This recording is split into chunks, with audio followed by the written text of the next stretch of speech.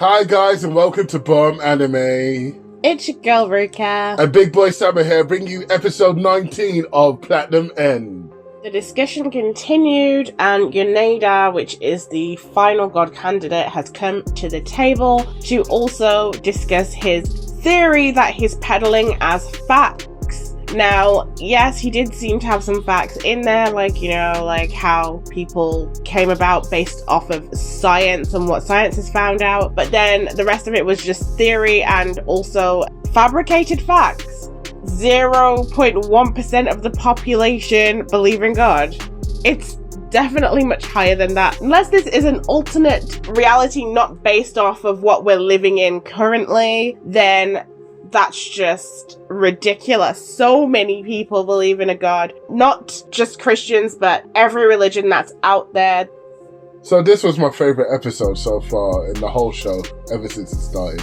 It started tackling the whole, I can't remember what the name for it is, so I'm going to call it the Dungeons and Dragons theory, where gods and demigods and all of those enlightened beings only gain their power through prayer. And a god can become dormant if no one prays to it or does rituals or any venerations of any sort, and so on and so forth. So it's not a new concept that he's decided to come out with. It's just a very interesting take based on the little bit of information they got. And as Ruka said, he did make a lot of conjecture seem like facts, which I wasn't happy with, but I do understand for the sake of this pseudo experiment he's probably trying to do to see if he's correct in his theory or not, which is very risky. I want to know if he's the one who hired the snipers, because I kind of feel like if he thought that his theory was correct, he would have hired the snipers to eradicate everyone at the same time and then screwed Kami-sama over. Because I always found it weird how it's 1,000 days. This has happened before. It made no sense to me then, and with this theory, it kind of has a little bit of weight to it. This was my favourite episode, and it finally spoke about things that needed to be spoken about, that they've been skirting around and focusing on Mirai doing that stupid I'm a vigilante pose, personally. I actually thought it was a pointless conversation, because who cares if God gets their power from prayer or not, and who cares if human beings came before a god came about? God's already here and clearly already exists and has created this mission to choose the new god.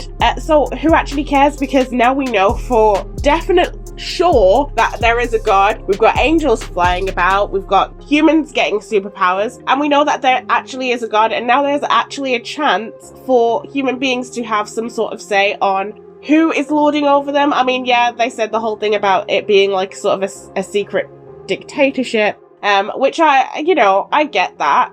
And I'm sure so does Big Boy Sama. He's said many things over these videos. But if you know that God actually exists, then I think that there are other things that you could be tackling instead of trying to hold so tight onto not believing in one. He's saying, I don't believe in God, even though you're slapped with it, just kind of seems like bitter. Okay, Tanya the Evil, I get it. Yeah, but I like Tanya more.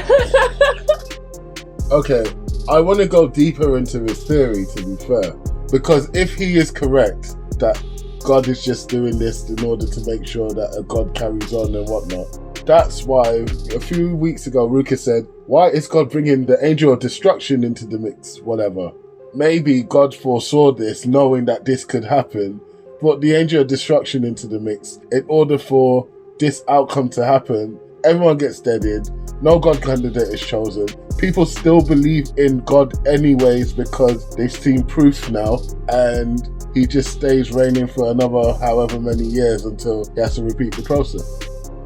Okay, that's also a possibility given the things that we've been presented with. Then yes, God could very well be doing that. Also, I do feel like his theory in this world holds weight, because when we did see God, he was very disheveled. I mentioned it as well, he looked quite grotesque. His skin had lost all elasticity, I guess. He looked like he was starved. Very unbecoming for someone you would expect to be God, and something that we've never actually seen before in depictions of God It reminded me of Records of Ragnarok, the way Zeus was portrayed. Just very grotesque and not the way you would expect a god to look. So that would actually make sense why he did appear to look that way if people's belief in God is declining so much and he relies on the belief.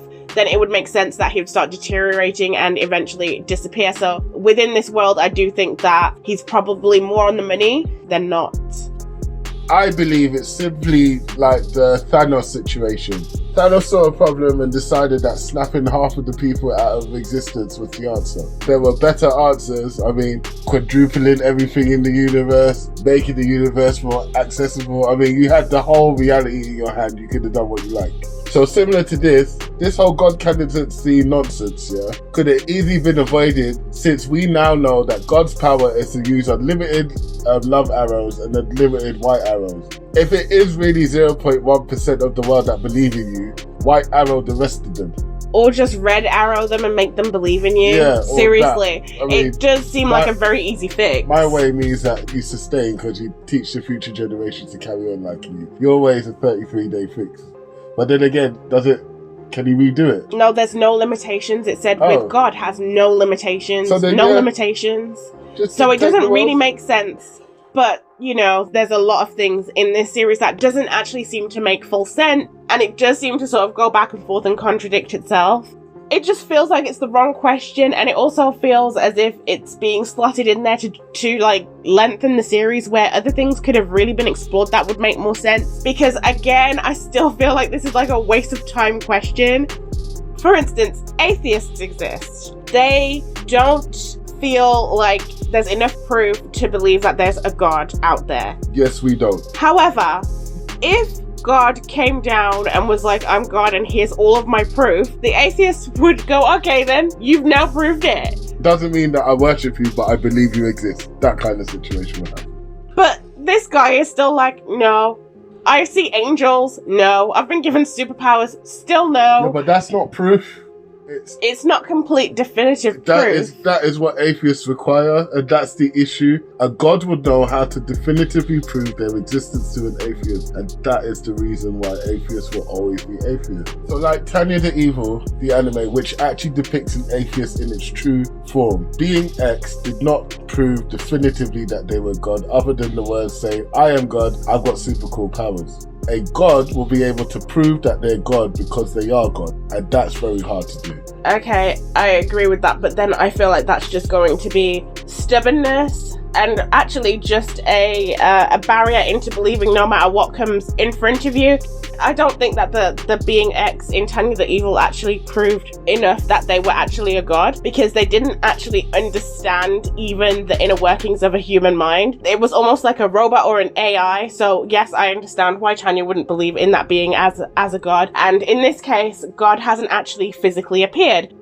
It's a tangent that doesn't need to happen, right? Right, it just doesn't make sense to go down this path in my opinion. It's still the wrong question, and it doesn't bring us any closer to actually talking about what these God candidates are going to do about becoming God. And on top of that, when each of them described what they would actually do, again, it was just like a sentence, and then we just gone off onto this tangent on whether God exists or not. It's hard to handle. Okay, at least the writer's self-aware, because even the citizens are saying, is anyone going to take this seriously? It's just a joke. But unfortunately, this being self-aware isn't actually working for it at all, because it's missed so many times where it should have hit, and I just feel like it just keeps exploring things that is trying to prolong the series. Okay, so when you're creating a piece of writing, a manga, you're not trying to make it last for only one season, you're trying to make it last, much longer, and it feels as if they're just slotting these things in here to force it to last way longer than it really has the capability to.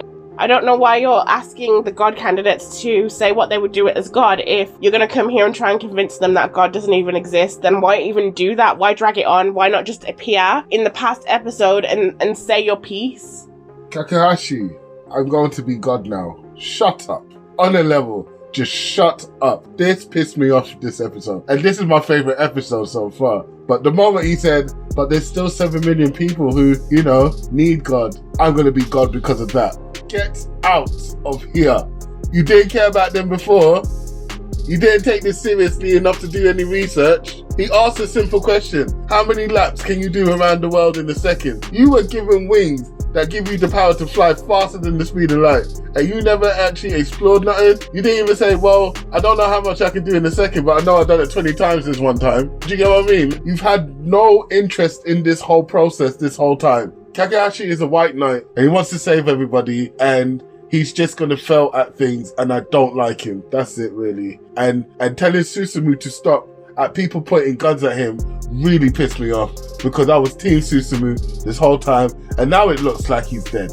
Okay, I disagree with you on this one. Yes, of course Mirai doesn't know how many times he can go around the world because he's been fighting Metropoliman while Kaneda has been doing experiments on how fast he can move around. So, like, yeah, okay, I've spoken badly about Mirai, but on this one, no, you're definitely wrong here. You're looking at one part of... I'm not done. Mirai has actually had battles on battles on battles and been dealing with actual real life issues. Whether we like him or not, he's been dealing with a lot. So, yeah, okay, so what if he doesn't know how fast he can fly around? Like, Kaneda is actually trash. He's the oldest one here, and yet what has he been doing? Literally fluttering his wings and coming up with theories. Okay, whatever. You know, some of us had real things to do, like get rid of someone who would have become like a devil or something. And on top of that, Mirai saying that he would become God for the 7 million people, I actually really respect that, actually. Because some people do need to believe in God. There are so many sections of society and so many different instances that people will find themselves in that they actually need someone to believe in. They need to be able to pray to someone. They actually need to believe that there's someone that wants better for them. And I don't see anything wrong with that. And if Mirai wants to do that, I think that is admirable, and hopefully he would become what those people would actually need, more so than what they've been getting. He's still at school, he's still a kid. How old is he? 15, 16? And yes, it looks like Susumo died, but it looked like all of them got hit. It looked like Mirai got hit as well, so I'm inclined to not believe that this has actually happened, or that this will be the end. We've still got 5 episodes left, so I highly doubt that they're all dead. What I was saying about Mirai is the fact that he, on the whim, decided to become God because he heard about 7 million people. Yeah, Ruka's right. He was fighting battles he had absolutely zero business being in the first place. He could have easily disappeared. He could have gone to look for his happiness elsewhere. But he constantly, stubbornly kept himself in danger, even though it was the dumbest decision to do. So no, I do not trust him with the biggest power and responsibility in the universe. I'm sorry. This guy has flaked every single thing he's supposed to do. He let his friend die, and he watched Metropoliman do a muck and the madness. He let his friend die? He had cancer? What was he supposed to do? I don't know. What do you want him to do? But he shouldn't have been there. And there's so many times that he could have killed Metropoliman and he didn't. Okay, you can't have such blind hate for a character. He did. How many times could he have killed him? He had him banged to rights 4 times. Yeah, I agree with that. So yeah, therefore, he let his friend die. No, he had cancer. He had cancer. Yeah, but it wouldn't have been exacerbated through a battle if he had killed him the first time he saw him. We don't know. He already had terminal cancer by the time his angel came down. Look. His death was imminent. Okay. You can't blame Mirai for cancer. Let's forget Makaido's death, even though God rest his soul in it. But look, Mirai makes stupid decisions, and him being a god makes me cringe. That is it. I think Mirai as God could actually work. Oh God. He cares about other people, and I think that he would actually come about it at a different way. I think it would be interesting if a god that existed would actually regularly come down and interact with the people and see what kind of world that they would envision. I'm sure that he said that gods can change the rules. They can change the rules, but all have a messenger. Like, if you can make a god candidate, say if you want to speak to the people, you can literally send your angel down so that people can see them, and use someone as your soundboard. So create a prophet. Jesus. It's not impossible, and there are workarounds around it, and start to see what the people in general, what kind of world that they envision, and start creating that. I think that Mirai would probably approach it from a way like that, and because he's such a believer in happiness, I think he would really try to make sure that people became happy. And I think that he is changing, although it's extremely slow. I think that by the end of it, he would be able to eliminate people who are just going to do nothing but horrible things to others. If Susumu is dead, I'm not happy. That is it. And on that note, if you made it this far, thank you so much. We really appreciate it. Don't forget to like, subscribe, and share, and leave your opinions in the comments. Peace.